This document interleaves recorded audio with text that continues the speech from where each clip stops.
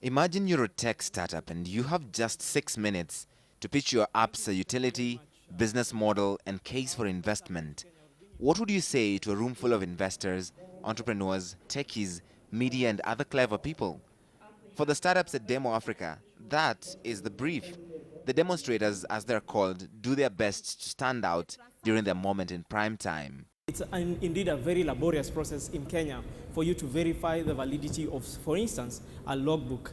It takes time, it takes a lot of traveling, and it takes a lot of investment. M-Verified is a solution to this problem. It basically allows citizens and institutions to conveniently verify validity of documents at the comfort of the locations where they are at. One of the people who've been on that stage is Oluseye Johnson with Nigerian gaming startup Malio. So we can see here Tunde is being told by his mom, hey, go and get rid of those mosquitoes because otherwise no sleep for us tonight. So it really mirrors the aspirational nature of Africans. He says the whole idea is to share everyday African experiences with the world through interactive multimedia content. Malio Games is about sharing Africa's amazing, local, sometimes seemingly insignificant stories with a global audience through gaming. You know, it's really about us showcasing African culture, African stories that are at once compelling and really resonate with people in the diaspora, within Africa, and then a new audience with the world. But it is not just about fun and games at Demo Africa. Egosa Omoigui is a venture capitalist here looking for startups with promise that he can invest in. I think there are definitely a lot of very high quality startups here. Are there companies that we think as a firm would be interesting to us as potential investees? Absolutely. Overall, I think it's been a great conference.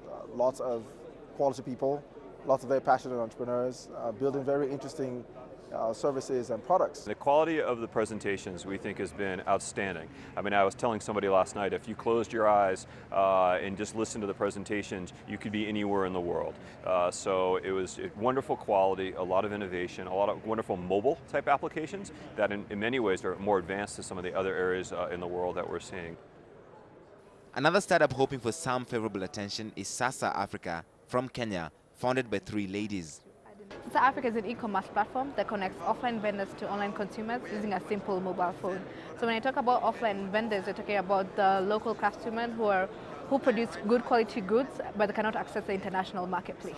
Developing world, and especially like Africa, represents over 60% of creative goods exports. However, individual offline artisans cannot access this online consumer demand. So ultimately what we're doing is we're cutting out all the middlemen to allow individual artisan entrepreneurs to be able to access and take advantage of this huge international consumer demand for the incredible goods that they create.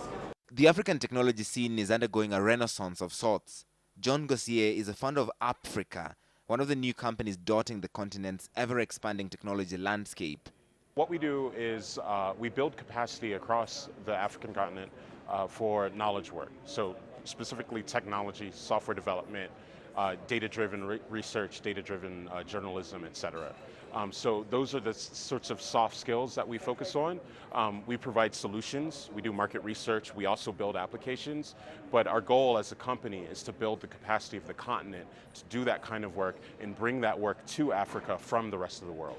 State Department took the initiative to create a broader initiative called Alliance Africa Partnership that brought together key public and private institutions such as Demo and Microsoft, Nokia, and the World Bank, the African Development Bank, and the State Department, USAID.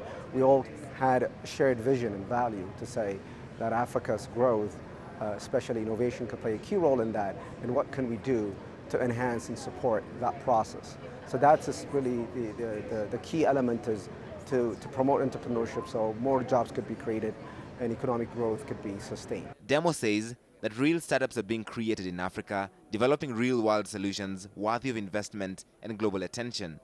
But can they monetize? Monetization and business models or revenue models are fundamentally an exchange of value. And as an entrepreneur creating a product or service, what you really have to focus on is what is the value, what is the utility that I'm creating? And fundamentally, if that product or service is recognized to have value by the other end of the equation, which is the consumer or the enterprise, chances are good you'll be able to figure out how to monetize that. but figure out on building out a quality product or service that actually has fundamental utility to the recipient. People like InMobi, we have people like vServe, who do in-app advertising. And that's the model that, you know, a lot of people like Rovio and Zenga have used. But for me, like, the margins on those are a bit small. So we're looking at something as well called virtual currency, so Malio coins, that you can use across all our games, no matter where you are. Efforts are being made by various organizations to support innovation and creativity in the technology space across the continent. Apps for Africa is a program that we started in 2009. Apps for Africa is focused on sort of finding entrepreneurial, innovative minds across the continent, giving them a platform to voice the things that matter to them, and then rewarding them for developing great solutions to really difficult problems. We felt that if we work with like-minded organizations that can bring a different element to the startup ecosystem, that it will actually be a more rounded and comprehensive solution to the startups.